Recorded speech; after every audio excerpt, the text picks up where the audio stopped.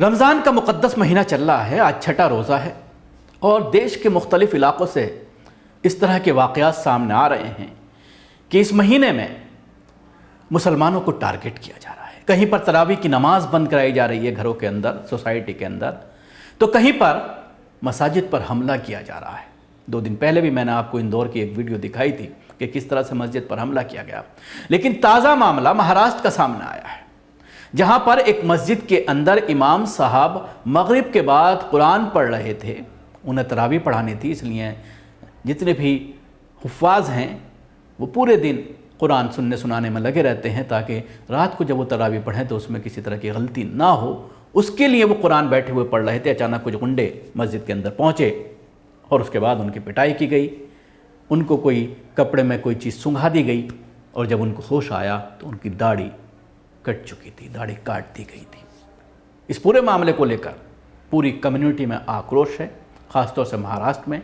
अबू आसिम आज़मी ने भी इस मामले को उठाया है और लिखा है, उन्होंने उप मुख्यमंत्री को ख़त लिखा है और इस मामले में एक्शन लेने की बात कही है।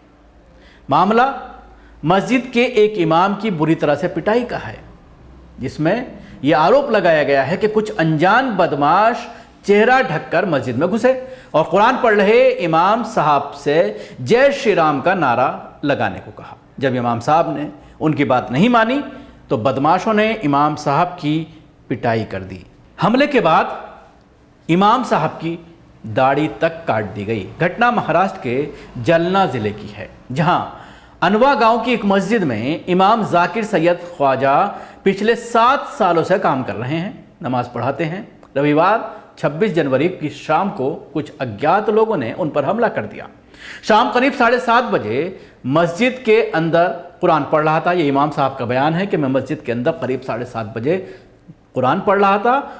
ये आरोप है कि जय श्री राम का नारा ना लगाने पर 3 बदमाश इमाम को मस्जिद के बाहर ले गए और खूब पिटाई की। इमाम साहब ने बताया है कि हमलावरों ने मुझे बेहोश करने के लिए केमिकल वाले कपड़े का इस्तेमाल किया। जब मुझे होश आया तो मेरी दाढ़ी कट चुकी थी। रिपोर्ट के मुताबिक उसी रात लगभग 8 बजे कुछ लोग नमाज के लिए मस्जिद पहुंचे तो उन्हें इमाम साहब बाहर बेहोशी की हालत में मिले। उनके चेहरे और छाती पर घाव के निशान थे। उन्हें सिल्लोड़ के एक सरकारी अस्पताल ले जाया गया। वहां से उन्हें औरंगाबाद के सरकारी मेडिकल कॉलेज और अस्पताल में शिफ्ट किया गया।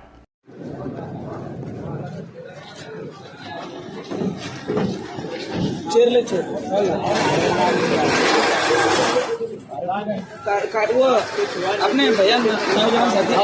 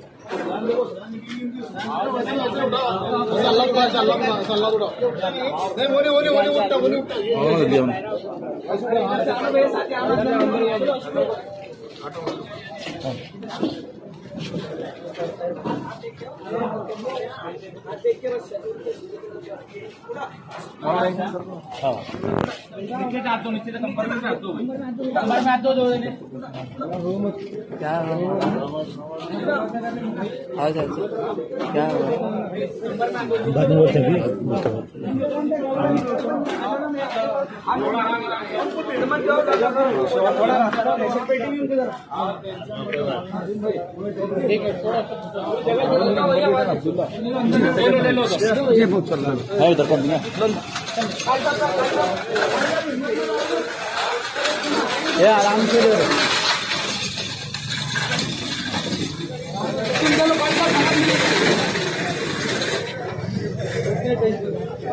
जहां पर अभी उनका इलाज चल रहा है। इधर घटना की जानकारी पुलिस को दी गई।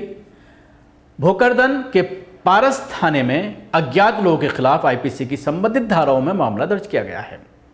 मामले पर महाराष्ट्र के मंत्री उदय सामंत ने कहा है कि ये निंदनीय है। ना तो सीएम और ना ही डिप्टी सीएम इस तरह की घटनाओं को बर्दाश्त करेंगे। मामले की जांच की जा रही है। इस बात की भी जांच होनी चाहिए कि ये घटना राज्य सरकार को बदनाम करने की कोशिश तो नहीं है। मतलब नया एंगल और निकाला जा रहा है मंत्री जी के जरिए कि ये जानबूझ करके क्या मुसलमानों ने तो हमला नहीं किया है, यही कहने की वो कोशिश कर रहे हैं। इस पूरे मामले पर समाजवादी पार्टी के विधायक अबू आसिम आज़मी का बयान भी सामने आया है। उन्होंने एक ट्वीट में महाराष्ट्र के उप मुख्यमंत्री देवेंद्र फडणवीस से हमलावरों के खिलाफ सख्त कार्रवाई करने की मांग की है। अपने टीवी स्क्रीन पर आप ये लेटर देख सकते हैं। अब वो आसिम आज़मी ने ये लेटर महाराष्ट्र के उप मुख्यमंत्री को देवेंद्र फडणवीस को लिखा है और उनसे इस पूरे मामले में जांच करने की बात कही है।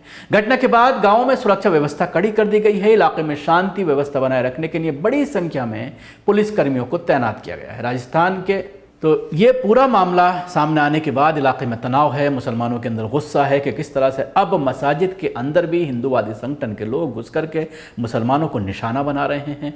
मुस्लिम उलमा इकराम को, हफ्फाज को निशाना बना करके उनकी पिटाई कर रहे हैं। जाहिर सी बात है, ऐसे में खामोश ना बैठने की बात कही जा रही है और ये कहा जा रहा है इस पूरे मामले में एक्शन होगा तभी उन्हें तसल्ली होगी। शुक्रिया। आपको हमारी कोशिश कैसे लगी ज़रूर बताएं।